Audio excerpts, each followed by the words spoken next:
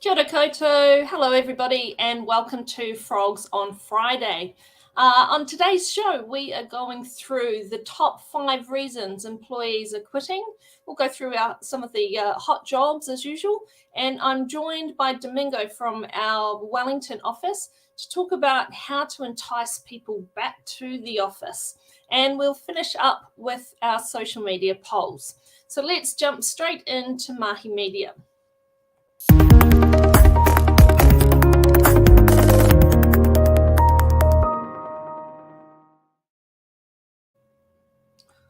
All right, so we took a look, as we do each year, to see why employees are quitting or the main reasons that they cite this year. And it has been quite a shift from recent years. So the top answer is 46% cited lack of career opportunities. And that was a massive jump up from up 22% from last year. The other reasons, 35% low pay, 28% management, 27% non-supportive culture, and rounding out the top 5, 26% on stressful working conditions. So I think this really does indicate a shift in priorities for employees, and they're really starting to focus back on their careers. And I guess that makes sense. So, you know, once COVID hit, the emphasis on is do I still have a job? Yes, I do. That's great. We're all trying to work this out. And the focus was just on getting stuck in and doing what you can to keep the business going, really. And then, you know, that move, so priorities move to things like flexible working, making sure that you were protecting yourself and the team from burnout. But now that things are relatively normal, as much as it can be, I think that focus has really come back onto your career. So people have made the decision to stay or to join a new organization, and now they want to see that pan out into long-term prospects. As we saw, number 2, so pay was still in there, but it's not so surprising that it wasn't the main factor, as we have seen large-scale pay increases this year. The rest of the top 3, management, non-supportive culture, and stressful working conditions, really speak to the importance of employee experience and workers feeling that they are supported to do good mahi. I thought it was really interesting within the article and our research to find that employees would be 7 times more likely to stay with their employer if there was clarity in their work priorities.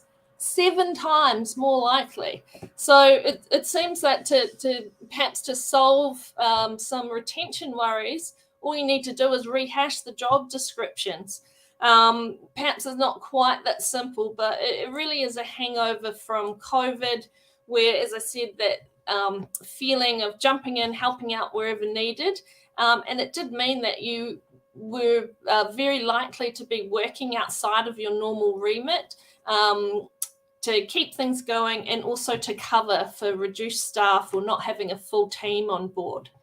So I'd love to hear from you if clarifying your role or making it easier to formally change jobs internally, not just doing the extra work, actually having that as part of your new job, would lessen the temptation to look for work elsewhere. And speaking of work elsewhere, let's have a look at some of the hot jobs from this week.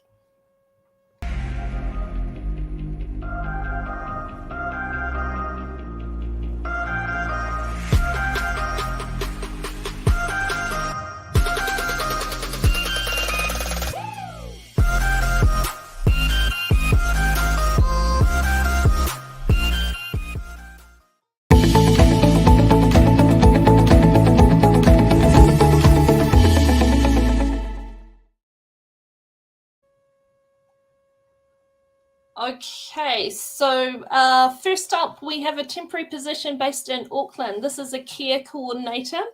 And it's working with government agencies and particularly supporting DHB portfolio. So it's really a point of contact between patients or users of the services and the providers of the services. So being able to be that first point of contact, either to arrange appointments, things like rostering and scheduling, and all the little bits in between. So when things don't quite go to plan, being that first point of contact to be able to help things go smoothly.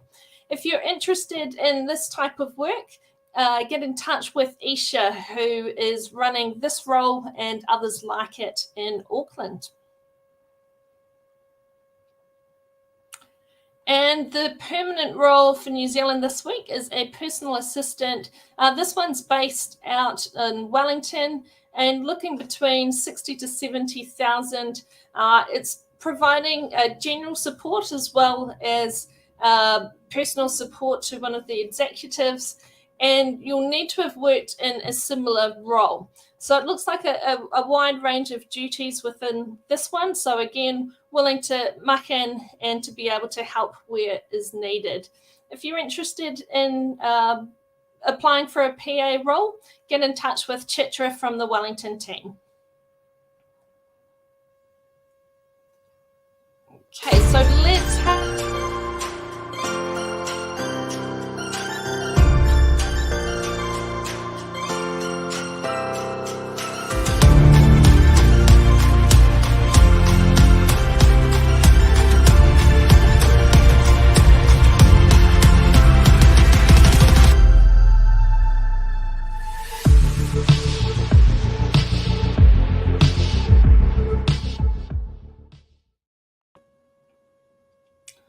Okay, so our featured role for London today is a permanent role, social media manager. So it's been great to see a wide range of different roles from our London office.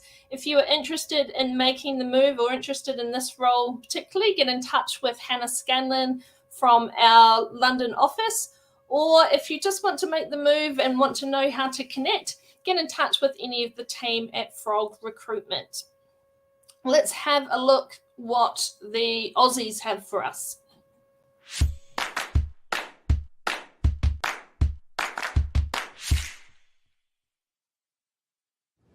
Hi, so I just wanted to give you some more information on this position and the opportunity that this business can offer.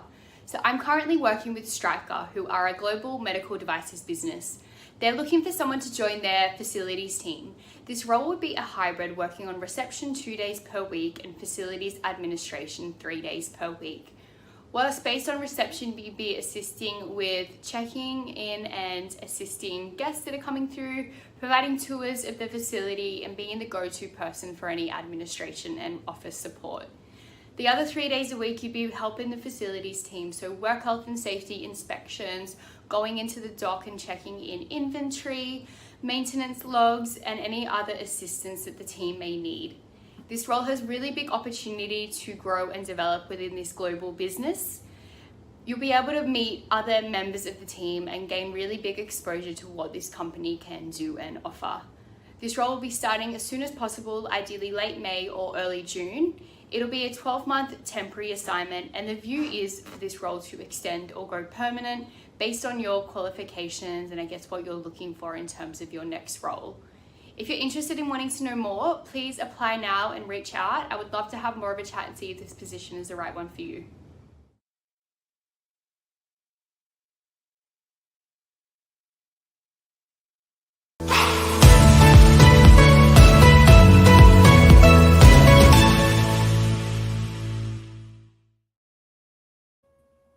Okay, so I'm joined by Domingo. Welcome, Domingo. Hi, hello.